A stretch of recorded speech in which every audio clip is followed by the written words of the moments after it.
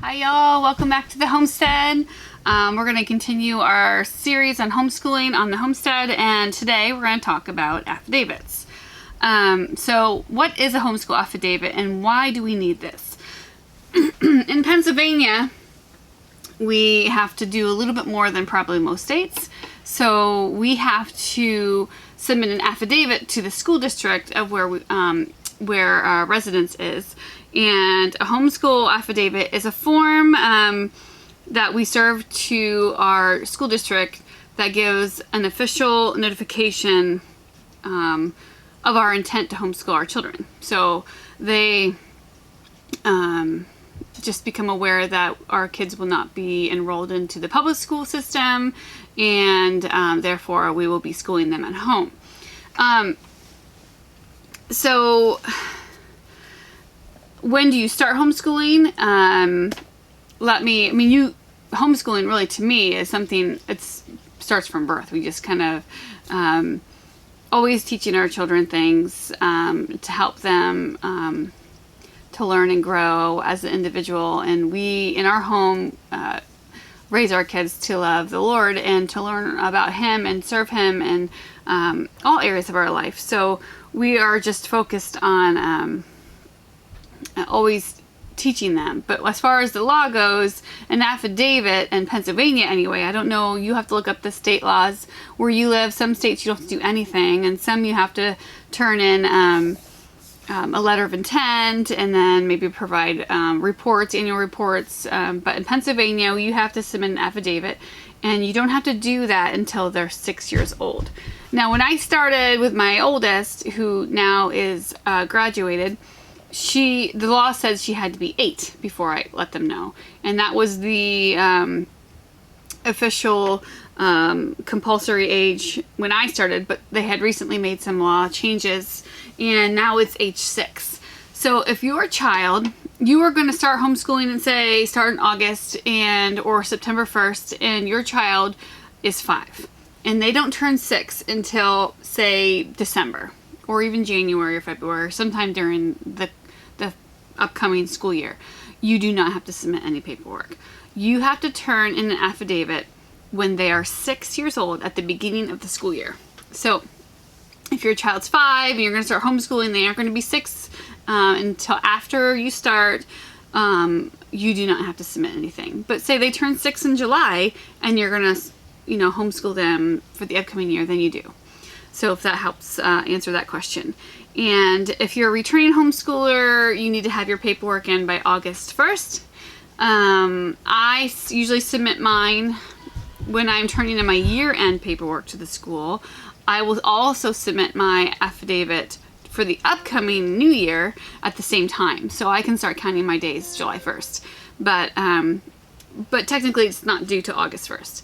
If you are beginning the school year and it's your first year, it has to be turned in by August 31st.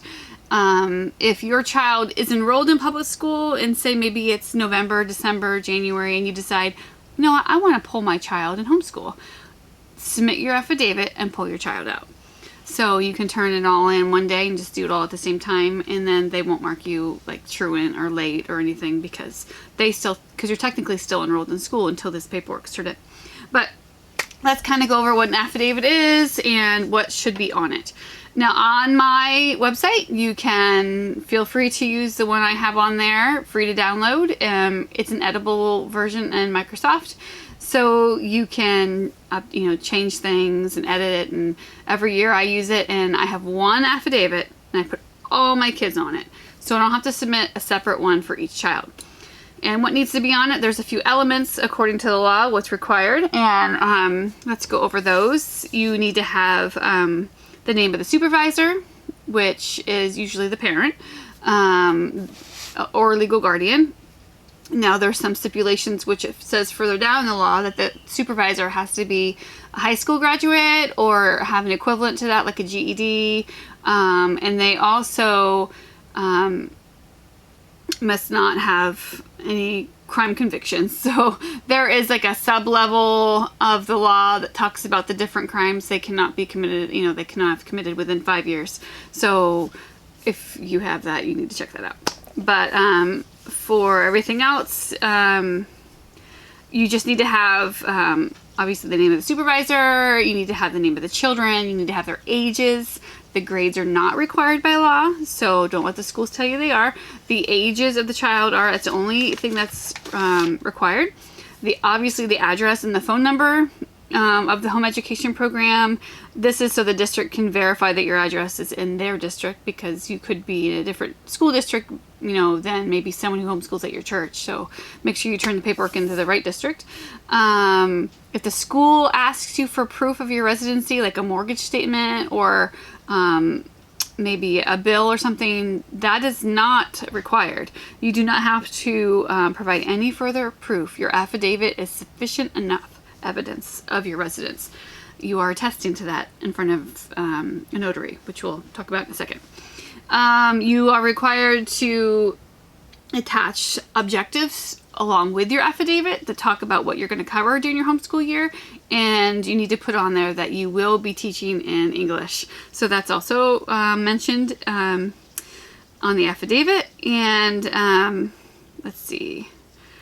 Now the next part is, this is where a lot of people have questions. Do I have to give them my kids' medical records? Do I have to give them a list of immunizations? What can I do here? In your affidavit, you are attesting that you keep medical records for your child. So there is a little verbiage on your affidavit that needs to say, the home education program shall comply with the provisions of this section, and that the notarized affidavit shall be satisfactory evidence thereof. Which means if you state that you provide medical for your child and their records are up to date and you take care of them and everything is at home in your records, you do not have to provide them with that proof, because you're attesting to that in your affidavit. That's all that, it's kind of like a catch-all provision. It provides a certain language that covers just about everything that's required. So you can rely on this wording in your affidavit to avoid attaching your health records. So you can also, I know some people who still provide them and still, or submit an exemption of some sort, or even a letter from their health provider. So, I mean, that's up to you. Let's see, and then you're also, like we mentioned back under the supervisor section, there's a part attesting that there's no one in your home, no adult living in your home that has been convicted of a crime in their subsection within 5 years of that affidavit. So that is kind of basically what an affidavit is. Feel free to use mine. Feel free to, there's lots of free resources. You don't have to pay for one. You don't have to do anything like that. You can get them from like CHAP. CHAP is the Christian Homeschooling Association of Pennsylvania. Excellent resource. They have lots of nice free forms that you can use.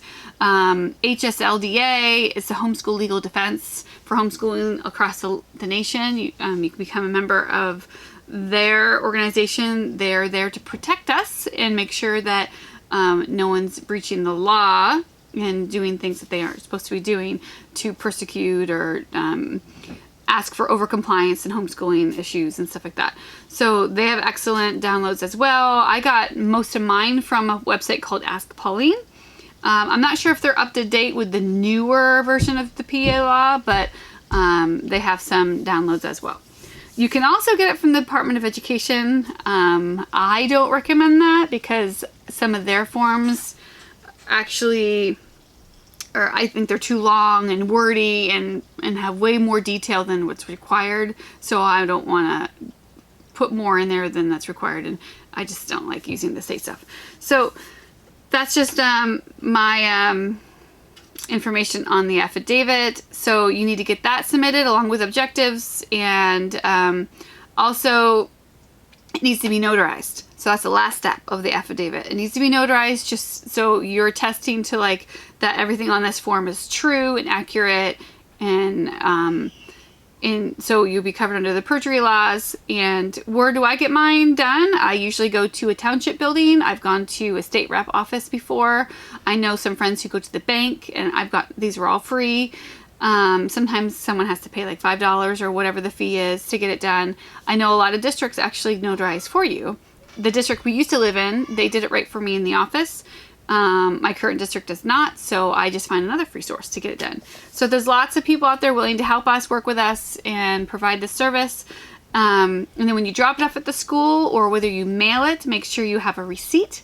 That they give a receipt back, or they initial it, make a copy, or if you mail it in, make sure you get it certified so you have proof that they got it, just to kind of cover you and make sure that they don't come back saying, oh, your child's out of compliance and you're not homeschooling, you're in truancy. So there's that too.